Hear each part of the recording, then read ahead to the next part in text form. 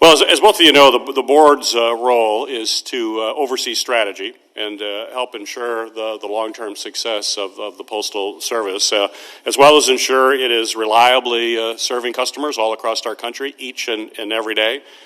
Congress has provided a solid foundation for this work by passing the historic postal reform legislation, which I know has been a top priority for the Postal Service and the board for well over a decade, perhaps approaching 15 years. So it is good to get that done.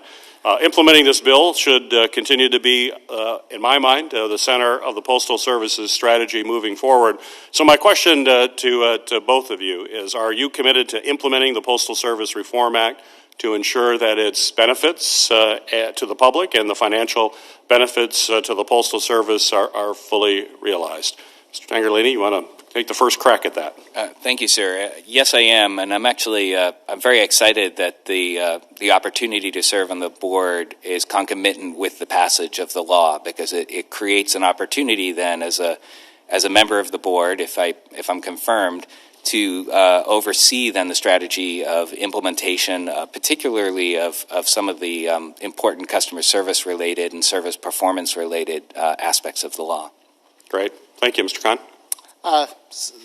Chairman, thank you for the question. I applaud this committee for navigating the passage of the postal reform bill, especially given how long it's taken. I fully commit to ensuring implementation of the bill will comport and comply with the intent of Congress. Very good. This next question is for both of you as well. We'll start with you, Mr. Khan. But the board can do passive oversight, as you know, or it can be more engaged and hands-on. My question for both of you is, will you commit, if confirmed, to taking an active oversight role with the Postal Service management and working with Congress on implementing this bill, as well as other aspects? And if you could elaborate on that, please. Thank you, Chairman Peters. Having been at OMB, it's clear that oftentimes when legislation is passed, a lot of work continues to be done after passage. The formulation of regulations, the work with different agencies. That is certainly the case here with respect to OPM and implementation of some of the Medicare and provisions. In addition, the bill has a fascinating provision around reporting of operational data, which I helped shepherd similar programs through DOT, and I look forward to working with management to ensuring that those provisions are implemented according to statutory requirements. Very good. Senator Peters, I appreciate the question, and I'm glad you took the framing that you did, because I would have been disappointed if you had asked if I was going to be a passive board member.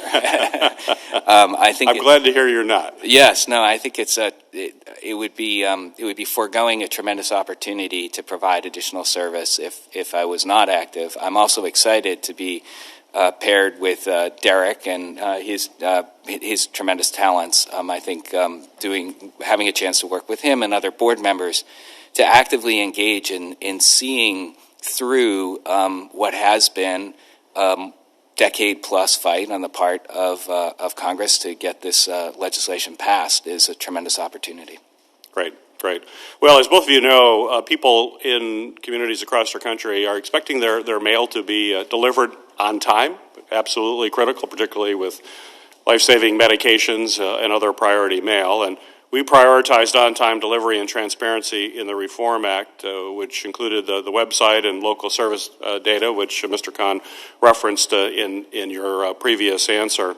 And certainly the Postal Service and the board have a responsibility to focus on building customer trust by delivering on time. And I'd like to hear from both of you, how would you make that a priority to ensure that we have both timely and reliable delivery? We'll start with you, Mr. Khan. Thank you, Chairman Peters. When I read Title 39, Section 101, the original U.S. code around Postal Service, it's clear that providing high-quality service is a core element of the legislative and statutory requirements around USPS. I think there are a few things that could be done. One is clear reporting and operational data that rolls up to the board is going to be key.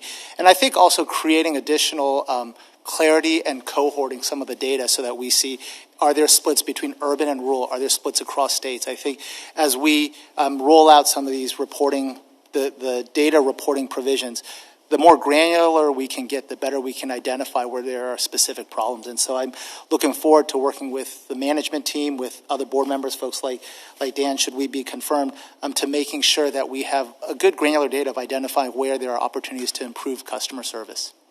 Very good. Mr. Chairman, I'd simply build off of what Derek said and reiterate that the universal service obligation of the Postal Service, when combined then with service level expectations, is what makes the USPS such a vital service to the American citizens. I think recognizing that the role of the board is to help set strategy and then evaluate performance of the management team. That gets to the essence then of your question, creating clear expectations in terms of service delivery, creating clear expectations in terms of even delivering the tools that the Congress has given the Postal Service then for people to evaluate and see that performance is a fundamental responsibility of a governor, and should I be confirmed, that will be my highest priority. Great. Well, the board oversees Postal Service expenditures, and we all know that the Postal Service has fallen behind on some very key capital investments due to its financial situation. One of these is buying new vehicles. After an acquisition process that began in 2015, the Postal Service is finally procuring new, safe, next-generation delivery vehicles to replace thousands of, quite frankly, dangerous vehicles that are over 30 years old. In Michigan, we know the auto industry moves quickly, and the future is also going to be found in electric vehicles. I have continually pushed the Postal Service to invest in as many electric vehicles as it possibly can, and I've also championed funding to maximize the electric vehicle fleet broadly across government. So my question to both of you, and Mr. Tangherlini, I will start with you on this one and then go to Mr. Khan. Will you commit to taking a close look at the Postal Service's capital investments, including electric vehicles, to make sure that the Postal Service is taking advantage of the up-to-minute technology that's available in the auto industry to maximize both long-term efficiency as well as safety while also meeting its basic needs? Mr. Chairman, I see that as one of the most exciting opportunities about joining the board, is to be at the crossroads of so many technological evolutions for the Postal Service, the fleet being the most prominent and obvious one. As a former general manager of a transit authority, the vitality, the necessity of the fleet as a way of delivering the service, I understand why that's so important, and the need to then make sure that the infrastructure that supports that fleet, as you modernize it, has to be there as well. So the capital plan, the Postal Service capital plan, is one of the things I'm most interested in learning more about, should I have the chance to be confirmed. Great. Mr. Khan? Chairman Peters, I just want to echo Dan's answer, and I actually feel like good boards will leverage each other's experiences. So I look forward to partnering with Dan, as he was a former GSA administrator. A lot of his experience will be extremely germane in terms of acquisition. I hope to bring my experience from OMB as well. As you know, acquisitions are extremely complicated. They take forever, and oftentimes by the time you're ready to procure and outlay funds, technology has changed. So I look forward to working with the committee, with USPS management, to ensure that we use up-to-date technology to ensure that procurement makes sense. A final question for me, for both of you. The Postal Service has recently changed some of its service standards, which or they're saying will improve reliability. But certainly I've heard from a number of folks who have raised real concerns about these changing service standards. So my question to both of you, will you take a hands-on approach, which you've already said you will, on a variety of issues, on this issue as well, to see how these standards are working and if they are causing any problems or should be reconsidered? Will they be reevaluated? Mr. Khan, I'll start with you. Absolutely, sir. I commit to taking a look at some of the new service standards as it pertains to the long-term strategic plan and ensuring we operate a high customer service. Great. Yes, sir, Mr. Chairman. I think ultimately it's those service standards that are a measure of the effectiveness of the Postal Service and its keeping its commitment to a universal service obligation. So I see that as the highest priority of the Board of Governors. Right. Well, thank you again to both of you for your willingness to take on these roles. Congratulations on your nominations. These are incredibly important positions.